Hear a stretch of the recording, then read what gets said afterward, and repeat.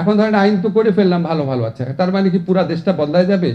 আইন দিয়ে সবকিছু হয় না। সবচেয়ে প্রধান জিনিস হচ্ছে আপনার ইনস্টিটিউশন গড়তে হবে। এই ইনস্টিটিউশন গড়ার কাজটা আমরা বুঝি না। আপনি যদি দেখেন 1972 সনের সংবিধানে অনেক সমালোচনা থাকতে পারে, কিন্তু ওখানে ফান্ডামেন্টাল রাইটস যে চ্যাপ্টারটা রয়েছে, আমি আইনের শিক্ষক হিসেবে বলি, সেখানে অনেক সম্ভাবনাময় অনেক ভালো ভালো বিধান রয়েছে, অনেক ভালো বিধান রয়েছে। এমনকি 1972 সনে আর্টিকেল 44 এর ক্লজ 2 তে এটাও বলা হয়েছিল যে মানবাধিকার এনফোর্স করার দায়িত্ব শুধু সুপ্রিম কোর্টের না, এটা পার্লামেন্ট প্রয়োজনে আইন প্রণয়ন করে জেলা আদালতগুলোতে পর্যন্ত দিতে পারে। অর্থাৎ এই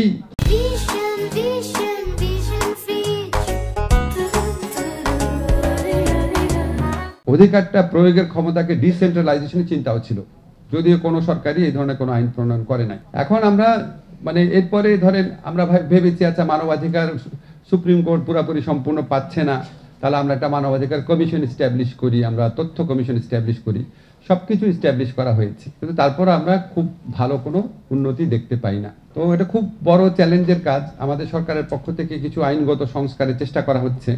চট করে দেখলে মনে হবে যে অনেকে আমাদের প্রশ্ন করা আছে হিউম্যান রাইটস কমিশনটাকে আবার নিয়োগ দিচ্ছেন না কেন, স্ট্যাবলিশ করছেন না কেন? অবশ্যই এটা করা দরকার, কিন্তু তার আগে আমি সবসময় একটা কথা বলি যে সবচেয়ে আগে ফিক্স করা দরকার হচ্ছে রাষ্ট্রের যে প্রধান তিনটা অঙ্গ আছে, সেটা নির্বাহী বিভাগ, আইন বিভাগ, বিচার বিভাগ। আগে এই তিনটা অঙ্গের প্রবলেম সলভ করতে হবে। এই তিনটা হচ্ছে মেইন।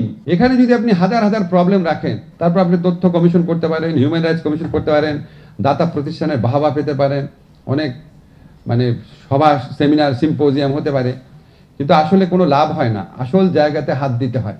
এখন আমার ক্ষুদ্র একটা সীমাবদ্ধ ক্ষুদ্র একটা জায়গা থেকে আমি যা যা চেষ্টা করছি, আপনারা লক্ষ্য করে দেখেন আমরা সিপিসিতে এবং সিআরপিসিতে অনেক যুগান্তকারী পরিবর্তন এনেছি। খুব বড় কথা হয়ে যায়, তারপরেও বলি যে এই কাজগুলো কেউ কখনো করে নাই। তো আমি খুব অবাক হতাম, আমার যারা ল মিনিস্ট্রিতে যারা আছে তারা প্রত্যেকেই 20-30 বছর যাবত যাচ্ছিল। আমাদের অ্যাটর্নি জেনারেল আছে অনেক বছর যাবত আপনারা প্র্যাকটিস করছেন। আমাদের অনেক প্রোগ্রামে সারা হোসেনকেও ডাকি, আমরা ল এক্সপার্টদেরকে ডাকি।